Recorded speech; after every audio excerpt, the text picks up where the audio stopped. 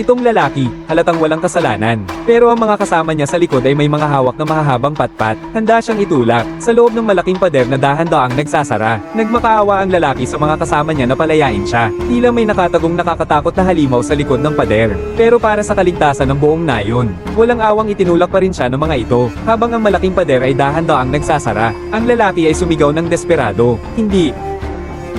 Ang likod pala ng pader ay isang gumagalaw na labyrinth, at ang mga batang lalaki ay nakakulong sa gitna. Tuwing umaga, ang mga pintuan ng labyrinth ay automatikong babukas. Maaari silang lumabas para hanapin ang daan palabas. Pero kailangan nilang makabalik bago dumating ang gabi. Dahil ang mga pintuan ay nagsasara pagsapit ng gabi. Kapag may naiwan sa loob ng labyrinth, kakainin sila ng mga halimaw na lumalabas sa gabi. Kaya naman ang mga batang lalaki na nakulong dito, ay gumawa ng batayan ng kanilang pamumuhay. Kung saan ang ilan sa pinakamabilis tumakbong mananakbo, ay lumalabas araw-araw para maghanap ng daan palabas, habang ang iba naman ay nagtatanim ng mga pananim, para lang makaraos sa buhay. Ngunit lumipas ang 3 taon, hindi pa rin nakakahanap ang mga batang lalaki ng labasan.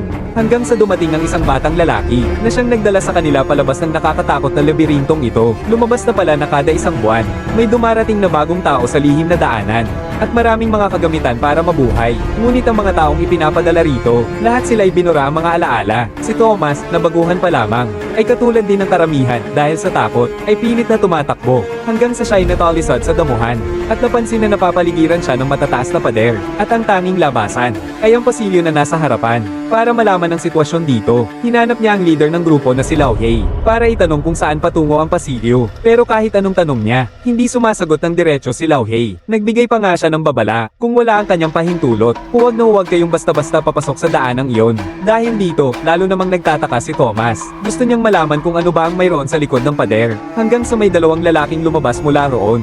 Akala niya, ang likod ng pintuan, ay ang labasan papunta sa labas. Kaya naman, binaliwala niya ang babala ni Old Black. Naghahanda ng pumasok para mag-usisa. Sa sandaling iyon, itinulak siya ng isang malakas na batang lalaki. Ayaw siyang papasukin. Di nagtagal, ang kanilang pagtatalo, ay nakakuha ng atensyon ng iba nilang kasamahan. Hindi talaga maintindihan ni Xiaoma kung bakit ayaw siyang papasukin ng lahat, mukhang wala namang panganib. Tapos, sa sumunod na segundo, biglang umihip ang isang masamang hangin mula sa likod ng pader. Sa nagtatakang tingin ni Xiaoma, ang mga pader sa magkabilang gilid ay unti-unting nagsimulang gumalaw. Sa pag-ikot ng malalaking gear, ang pintuan ay mabilis na nagsara ng tuluyan. Kung may tao sa loob, baka mapisa tayo dyan. Sa susunod, ikaw ang ipapahamak ko. Halata namang sanay na ang mga tao sa paligid. Samantalang si Thomas na unang araw pa lang ay litong-lito, maligayang pagdating. Ngunit sa gabing iyon, sinabi ng Vice Kapitan na si Yellow Hair ang isang sikreto sa kanya. Makinig ka. Narinig mo ba? Iyon ang labyrinth, nagbabago. Nagbabago ito gabi-gabi. Paano nangyayari yun? Sabi ni Yellow Hair, kinokontrol ng tao ang labyrinth dito, dahil nagbabago ang mga pader nito gabi-gabi, kaya hindi sila makatakas sa gumagalaw na labyrinth na ito. Makinig ka, sa totoo lang. Tanging ang mga runner lang ang nakakaalam ng sitwasyon sa labas. Sila ang pinakamalakas, ang pinakamabilis tumakbo. Kung hindi sila makakalabas bago sumara ang pinto. Makukulong sila doon magdamag. Walang nabubuhay doon ng isang gabi. Sabi ni Yellow Hair, maraming halimaw ang lumalabas paggabi. Wala pang nakakita ng halimaw na nakalabas ng buhay. Di nagtagal, sinalubong at pinaghanda ng salo-salo si Thomas na kara-rating lang. Pati ang mga bully na nang api sa kanya noong araw ay nagpakita ng pakikipagkaibigan. Ngunit sa sandaling iyon, may narinig na ungol ng halimaw mula sa labas ng maze. Dahil dito, napaniwala si Thomas na totoo ang sinasabi ng lahat. Ngunit sa araw ding iyon, isang miyembro ng mga runner ay hindi sinasadyang nahawa habang naghahanap ng daan palabas. Dahil walang mahanap na lunas, napilitan silang itapon siya palabas. Sa pagdating ng gabi, naghihintay sa kanya ang tiyak na kamatayan. Kinabukasan, si Kapitan Lao Hei, para punan ng nawalang kasama, sumama sa isa pang runner para maghanap ng daan palabas. Ngunit papalapit na ang gabi, matagal nang naghihintay ang lahat sa pagbabalik ng dalawa. Nakikita nilang unti-unting nagsasara ang pinto. Kung hindi sila makakabalik sa oras na ito, nangangahulugan itong maiiwan sila sa labas. Pero sa sandaling ito, si Mino, na isang runner, ay hinihila si Leader Lao Hei habang naglalakad sila palapit. Halata na inatake sila ng halimaw, nang malapit nang magsara ang pinto. Pero si Camino ay ayaw pa rin sakuan ng kanyang mga kasamahan. Ang mga nakakita nito ay napasigaw na lamang. Ngunit wala rin silang magawa. Pero bigla, si Thomas, bago pa magsara ang pinto, ay mabilis na tumakbo papunta sa kabilang dako.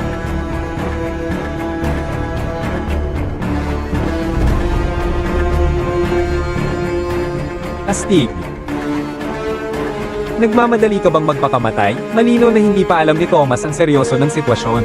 Habang papalapit siya para tingnan ang kalagayan ni Kapitan Black, may narinig silang ungol ng halimaw mula sa malayo. Agad nilang ainal-alayan si Black. Balak nilang atali siya gamit ang baging sa mataas na lugar. Nang malapit na silang magtagumpay, may lumabas na halimaw sa dulo ng pasilyo. Para iligtas ang sarili, nagmadaling tumakbo si Mino. Iniwan si Thomas at si Old Black dito. Napilitang ayusin ni Thomas ang mga baging. Nang siya ay magtatangkang tumakas, nakuha ng nilalang sa lupa ang atensyon ng mga likido. Ngunit sa sandaling iyon,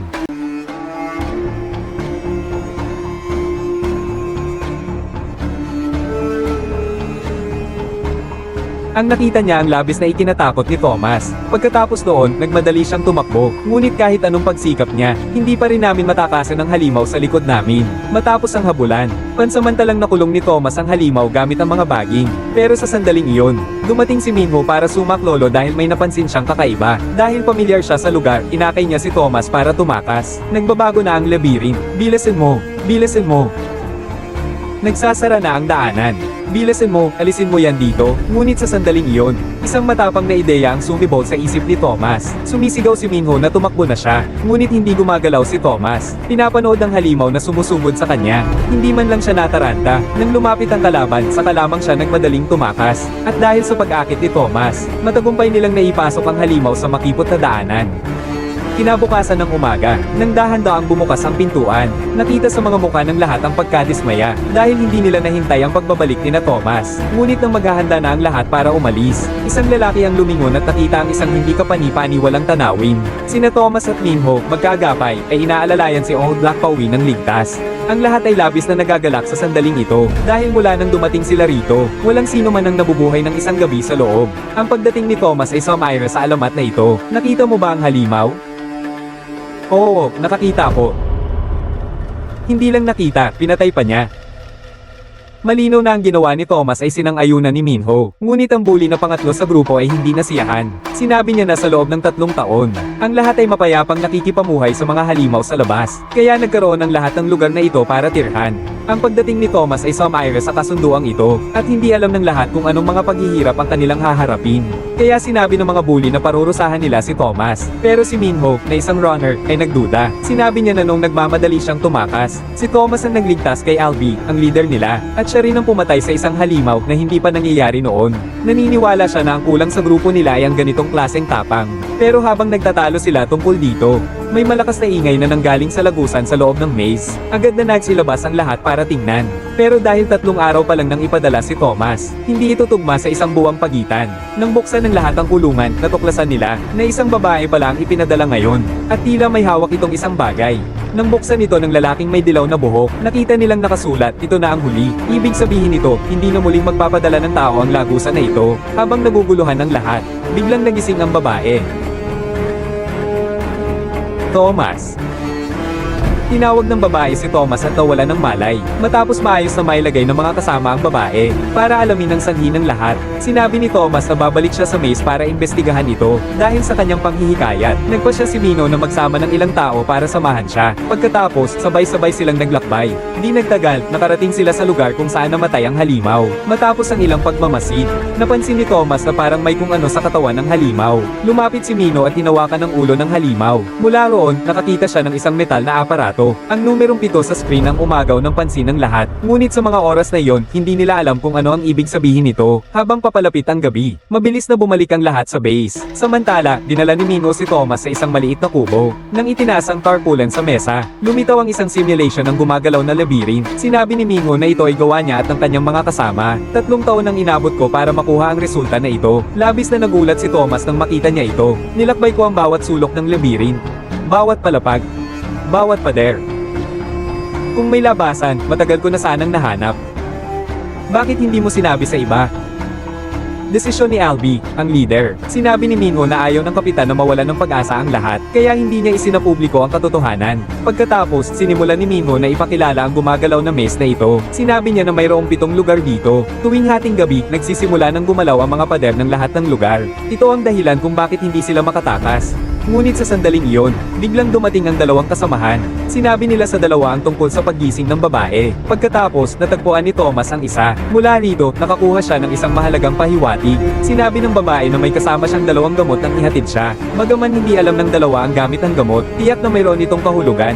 Pero bigla, napagtanto ni Thomas na maaaring ito ang lunas. Pagkatapos, hinanap niya si Deputy Leader Huang Mao, at sinabi ang kanyang ideya sa kanya. Habang nakatingin kay Lao Hei na labis na naghihirap, wala nang magawa ang lahat kundi subukan ng lahat ng paraan.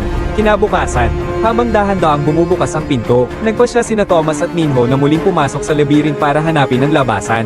Sa kanilang patuloy na pagtakbo, mabilis na nakarating ang dalawa sa ikapitong sektor, dahil napagpasyahan nila na ang halimaw na napatay ay nagmula sa lugar na ito. Ngunit sa sandaling iyon, ang metal na instrumento sa likod ni Minho ay naglabas ng kakaibang tunog. Agad itong kinuha ni Thomas. Matapos ang ilang pagsubok, napansin na ang isang bahagi ay nagpapabilis sa tunog. Tila ba ginagabayan sila ng instrumento? Sa tingin ko, nagtuturo ito ng daan. Pagkatapos, sinundan ng dalawa ang tunog ng aparato. Mabilis nilang natagpuan ang isang misteryosong pasilyo. Habang tinitingnan ng paligid, si Minho ay nagtataka. Dahil sa kanyang alaala, sarado ito dito. Dahan-dahan silang sumulong. Pero bigla, ang pulang marka sa metal na aparato ay naging berde, kasabay ng isang malakas na kalabog. Ang pinto ng bato sa likod nilang dalawa ay dahan-dahang bumukas. Isang misteryosong yungib ang bumungad sa kanilang mga mata. Nang sila'y lumapit para tingnan, natuklasan nilang mayroong maraming likido dito. Napagtanto rin nilang dalawa, na maaaring ito ang lungga ng namatay na halimaw. Ngunit, sa sandaling iyon, nagsimulang mag-scan ng laser sa loob ng kuweba, kasabay ng pagtunog ng alarma. Napagtanto nilang dalawa na may panganib na paparating. Kaya't nagsimula silang tumakbo ng mabilis. Samantala, nagsimula nang magbago ang mga pader sa loob ng labirin. Sa pangunguna ni Minho, tumakbo sila papunta sa base ng buong lakas. Sa pagsisikap nilang dalawa, sa wakas, nakabalik sila sa base bago dumilim. Pagkatapos, ikinwento nilang dalawa sa iba ang mga nangyari sa loob ng base. Ngunit ang bully sa tabi ay hindi nasiyahan. Sinabi niya na ang hindi pagsunod ni Thomas sa mga patakaran ay maaaring magdala ng nakamamatay na sakuna sa lahat. 3 taon na kayong nakakulong dito. Ibig sabihin, dapat kayong gumawa ng ibang bagay. Kung ganoon ka kagaling, bakit hindi ka nalang lumipad palabas? Yung kapitan, si Lao Hei. Gising na siya. Pagkatapos, pumunta ang lahat sa kwarto ni Lao Hei. Kahit gumaling na siya sa virus, malungkot pa rin siya. Sinabi ni Thomas na malapit na nilang matagpuan ang labasan. Pero umiling si Lao Hei. Hindi mangyayari. Hindi nila papayagan yan.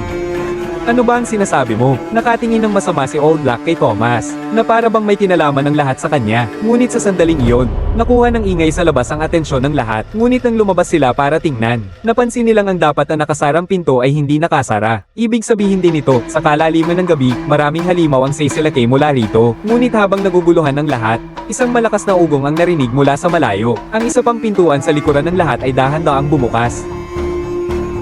Kasunod nito ang pagbukas ng mga pintuan sa magkabilang gilid.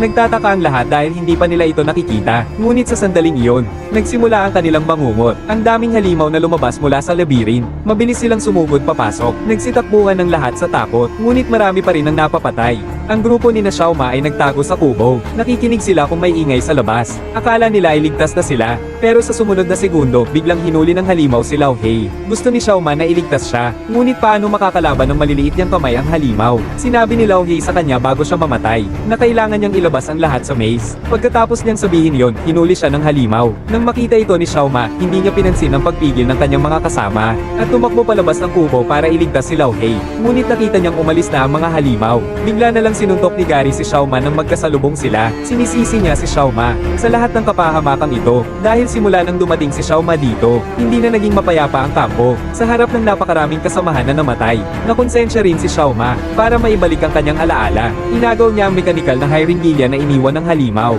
at itinurok ito sa kanyang katawan. Dahil si Lao Hei ay nakabawi ng kanyang alaala nang mag-iniksyon siya ng panlunas. Noong siya ay nahimete, nagkaroon siya ng mga alaala ng laboratorio. Pagkatapos ng magdamag, naalala ni Xiaoma ang ilang pira-pirasong alaala. Lumabas na siya at si Xiaomi ay mga nagmamanipula sa likod ng mga pangyayari. Sila ang may responsibilidad sa pagpasok ng mga lalaki sa labirintong ito para sa isang pag-aaral. Sa ngayon, iyan lang ang naaalala ni Thomas. Sa puntong ito, ang iba na sumusuporta kay Thomas ay hindi siya sinisisi, dahil lahat sila ay magkakasama sa iisang bangka. Ang pinakamahalaga ngayon ay ang Hanggang magtulungan silang lahat para makatakas sa labirinto. Pero matapos ang sakuna kagabi, ang mga konserbatibo na pinamumunuan ni Gary ay hinuli sina Xiaoma at Xiaomei. Balak nilang ialay ang dalawa para makipagkasundo sa halimaw. Sa pagkakataong yon, sinamantala ni Xiaoma ang pagkakataon at sumugod. Pinatumba ang dalawang lalaking nasa paligid niya. Sina Mino at ang iba pa ay mabilis na kumilos. Paatrasin ang iba.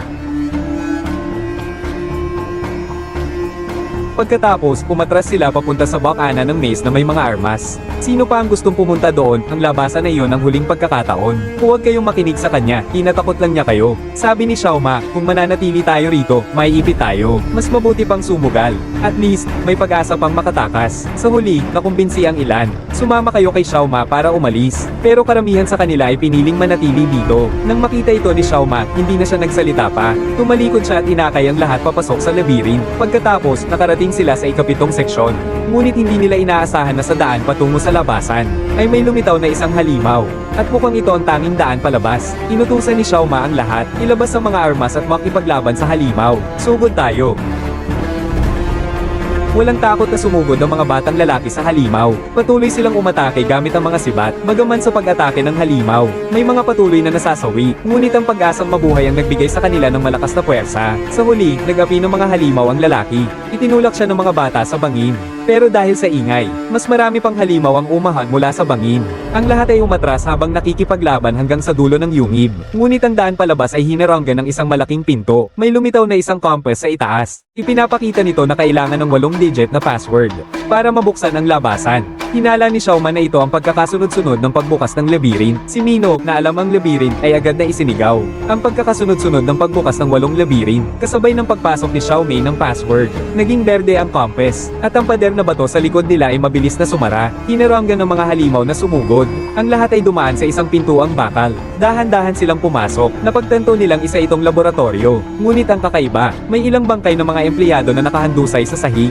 Mukhang sinalakay ang lugar na ito. Sa sandaling iyon, sa screen ng computer, biglang lumitaw ang isang video ng isang babae. Page 0, sinasabi niya na siya ang doktor na responsable sa eksperimento sa mga lalaki. Pagkatapos, ipinaliwanag niya ang layunin ng pagsubok sa kanila. Lumabas na sinunog ng araw ang buong mundo. Umalat ang taggutom at sakuna sa buong mundo. Pero hindi pa yon ang pinakamalala. Hindi malaman kung kailan. Isang nakamamatay na virus ang sumalakay sa utak ng sangkatauhan para makagawa ng panlaban sa virus. Ang mga batang ito na ipinanganak na may imunidad. Sila ang kinukulong sa nakakatakot na labirin sa ilalim ng masamang kalagayan. Pinag-aaralan ang aktibidad ng utak ng mga lalaki para makahanap ng paraan laban sa virus. Pero sa huli ng video, isang malaking grupo ng mga armadong tao ang sumugod sa laboratorio. Nagpakamatay rin ng babaeng doktor.